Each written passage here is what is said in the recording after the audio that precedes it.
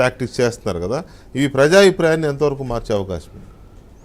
అంటే మనం పూర్వకాలంలో క్యానిబాలిజం అనేవాళ్ళు. అవును, అంటే భక్షకులు, నరమాంస భక్షకులు, దాన్నే క్యానిబాలిస్టిక్ పాలిటిక్స్ అంటారు. అది మన సొసైటీలో ఉండేది కాదు, పూర్వకాలంలో ఉండేది. అంటే తనాపర అనేటువంటి భేదం లేదని ఆ పాలిటిక్స్లో ఉండేది మధ్యయుగాల నాటి. కానీ ఇక్కడ చూసినట్లయితే ఇప్పుడు చెప్తున్నట్టుగా జీవీ రెడ్డి గారు చెప్తున్నట్టుగా సొంత బంధువుల మీద, సొంత చెల్లెల మీద వస్తున్నా కూడా స్పందన లేదు అనేటువంటిది చాలా బాధాకరమైనటువంటిది. అయితే ఇక్కడ రాజకీయ పార్టీలు దీని మీద ఒక ఏకాభిప్రాయం ఉండాలండి. అంటే సీజ్ ఫైర్ అంటాం. అవును, కనీసం కొన్ని దేశాల్లో చాలా ఎథనిక్ గ్రూప్స్ మధ్య కూడా సీజ్ ఫైర్ ఉంటుంది.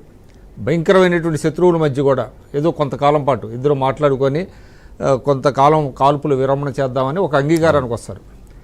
అట్లాంటిదన్నా కనీసం ఈ రాజకీయ పార్టీల మధ్య రావాలి.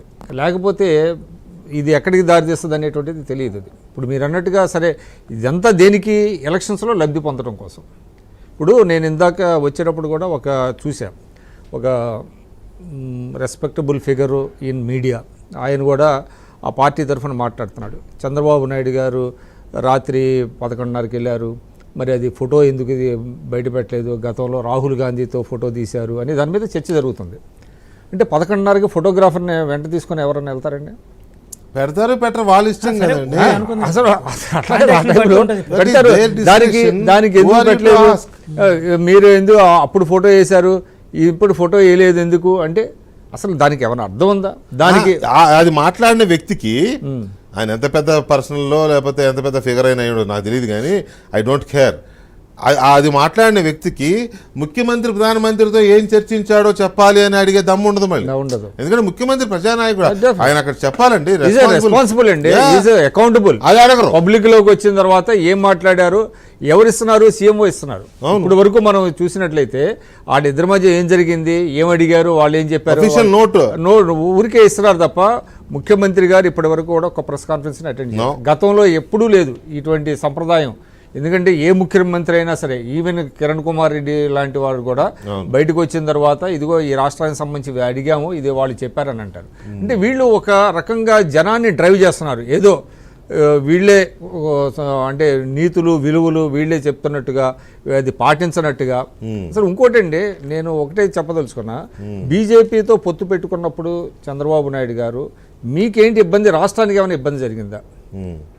అంటే బీజేపీతో పొత్తు పెట్టుకున్నప్పుడల్లా రాష్ట్రానికి ఏమైనా నష్టం జరిగితే దాన్ని క్వశ్చన్ చేయాలి. దీనివల్ల పెట్టుకోవటం వల్ల ఇక్కడ కమ్యూనల్ వైలెన్సెస్ బాగా పెరిగిపోయినాయి అనేటువంటిది ఏదన్నా చెప్తే ఇది మళ్ళీ రిపీట్ అవుతుందేమో అని చెప్పచ్చు. ఒక్క కమ్యూనల్ వైలెన్స్ అయినా జరిగిందా బీజేపీతో పొత్తులో ఉండగా ఎప్పుడైనా సరే? అలాంటప్పుడు ఏంటి నష్టం? రాష్ట్రానికి మేలు జరిగిందే తప్ప నష్టం జరగలేదండి. ఇది కూడా జనాల్లోకి వెళ్లాల్సినటువంటి అవసరం ఏంటంటే, బీజేపీతో పొత్తు పెట్టుకున్నా, కమ్యూనిస్టులతో పొత్తు పెట్టుకున్నా రాష్ట్రానికి ప్రయోజనాలు జరిగినాయి తప్ప రాష్ట్రానికి నష్టం జరగలేదు. ఆ మాటకు వస్తే కాంగ్రెస్ అధికారులు ఉన్నప్పుడు యూపీఏ 1 కావచ్చు, యూపీఏ 2 కావచ్చు, ఆ 2 సందర్భాల్లో కూడా కేంద్రం నుంచి మనకు వచ్చినటువంటి సహాయం చాలా తక్కువ రిలేటివ్లీ. ఇది బీజేపీతో వాజ్పేయి గారు ఉన్నప్పుడు కానీ, మోడీ గారు ఉన్నప్పుడు కానీ మనం పొత్తు పెట్టుకున్నప్పుడు రాష్ట్రానికి, ఏపీకి లభించినటువంటి మేలు అంతకుముందు కాంగ్రెస్ తనంతట తను యూపీఏ 1, యూపీఏ 2లో ఉన్నప్పుడు తక్కువ. అంటే నేను ఏం చెప్పదలుచుకున్నానంటే, బీజేపీతో పొత్తు పెట్టుకుంటే ఏంటి వచ్చిన నష్టం, రాష్ట్రానికి ఏమైనా నష్టం వచ్చిందా?